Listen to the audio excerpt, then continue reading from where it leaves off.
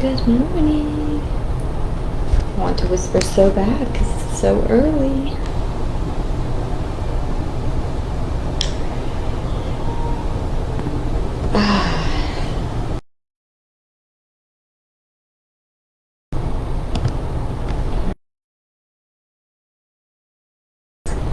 It feels early, but it's really 8:30, so it's not too early, just the light. Alright. Hopefully you can hear me okay. We're going to get into a short word, and then we are going to cover the entire book of Ruth today, which is easy to do because it's really only one page front and back, so two written pages long, just about, maybe even a little less. So yeah, let's go ahead and get into a word. Let's continue here. In the name of Allah, most gracious, most merciful. Alright. Okay. So we have Surah 7, line 86. This one I'm unfamiliar with. Surah 7, line 86. And it reads, "And squat not on every road, breathing threats, hindering from the path of Allah those who believe in Him, and seeking in it something crooked. But remember how ye were little, and gave you increase. And hold in your mind's eye what was the end of those who did mischief." Okay. Wonderful, wonderful.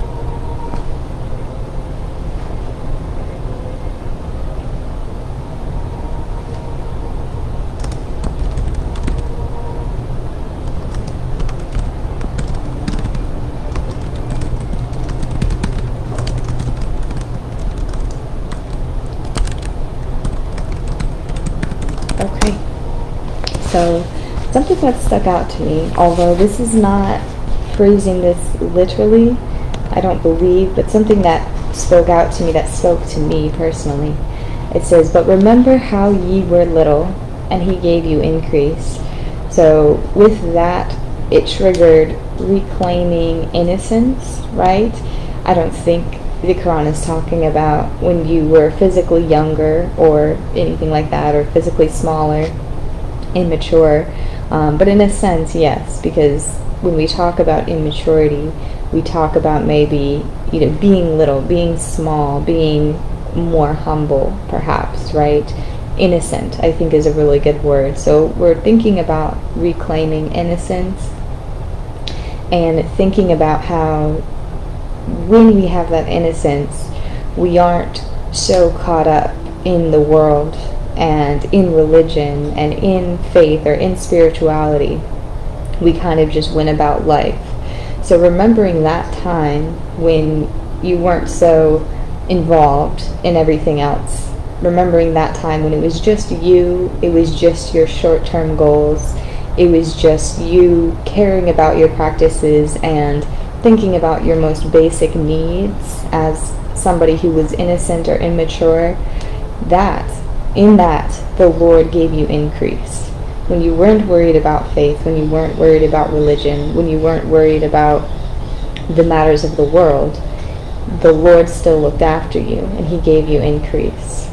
But now, of course, as we mature and we become older, right, we devise plans, right, ourselves. We take on more responsibility to make our lives better, right? We have to be careful, though, right? We have to be careful not to devise plans that might hinder other people, A, from faith, right? A, from believing.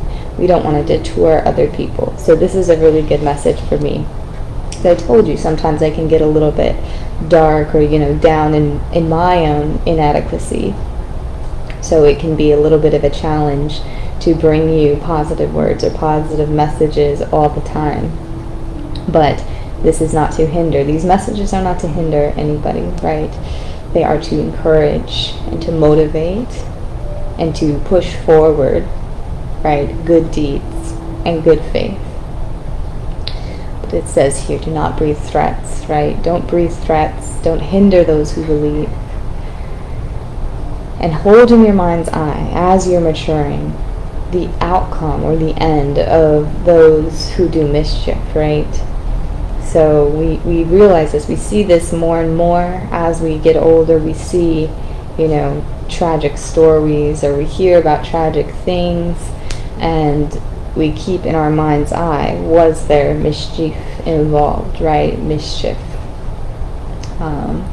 It's hard to put a finger on just because there's so many different things going on in today's world, but just holding in your mind's eye, right, to reclaim your innocence, to remain humble, and to, of course, keep the faith, right? Keep the faith that has already been established through maturity. But don't cause mischief with the faith. Hold the faith to your heart, but don't detour other people from joining in that faith. So that is that. Good message for today. Good contrast with yesterday's, I would say. We're going to talk about something great. I told you we're going to go into Ruth. We have a bit of an interesting and familiar story. I think Ruth is one of the most talked about books in the Bible, because I do believe it's the only book in the text that's named after a woman. And we'll learn about why.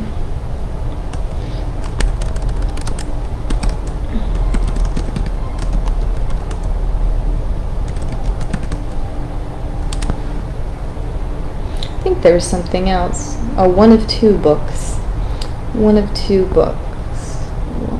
Esther. Do you remember the book of Esther as well? We haven't gotten there yet, but it was Ruth and Esther's the other person who has a book named after her. That's awesome. Okay, so let's get into it. It's going to be a great time. All right. See you guys in a second.